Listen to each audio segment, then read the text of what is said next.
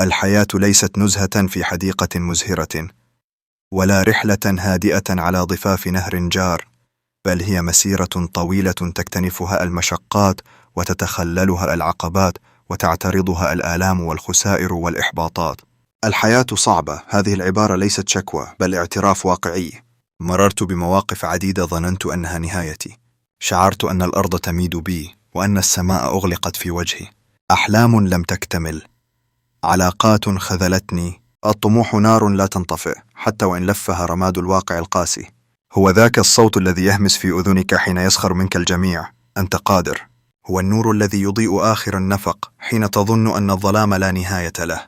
لطالما حلمت ولا زلت أحلم، حتى وهم يسخرون، حتى وهم يقولون أنت تحلم كثيرا، لأن الأحلام لا تتحقق بالكلام بل بالإصرار. أهدافي ليست ترفا بل ضرورة. أن أثبت لنفسي أولا قبل أن أثبت للناس أنني أستحق الأفضل. أن أستحق أن أكون في المكان الذي أطمح إليه، لا المكان الذي أجبرت عليه. بين اليأس والأمل. أعترف، اليأس أحيانا يطرق بابي وأحيانا يدخل دون استئذان، لكنه لا يبقى طويلا، لأن الأمل بداخلي عنيد، لا يهزم بسهولة. ما الذي يدفعني للاستمرار؟ الإيمان. لا أتحدث عن الإيمان الديني فقط، بل عن الإيمان بقدرتي، بمستقبلي، بأن لكل مجتهد نصيب، وأن الله لا يضيع أجر من أحسن عملا.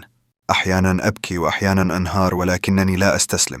البكاء ليس ضعفا بل تطهير، والانهيار ليس النهاية بل استراحة محارب.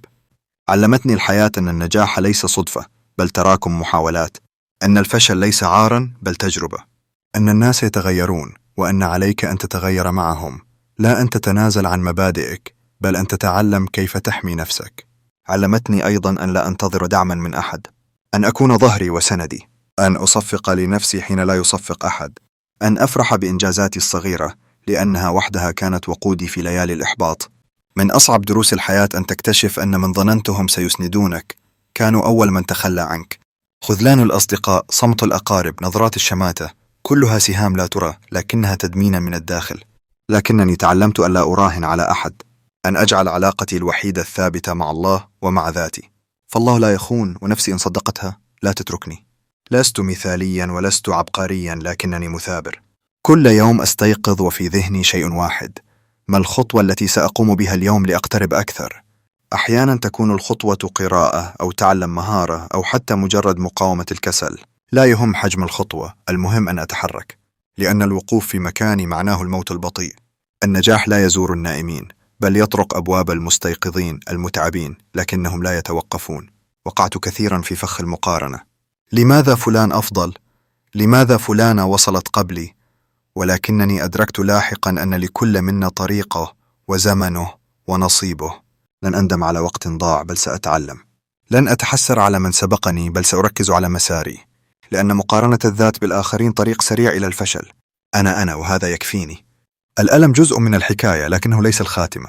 اصبر، قاوم، تعلم وواصل. لا يهم من ضدك طالما أنك مع نفسك. لا يهم كم مرة سقطت طالما أنك نهضت.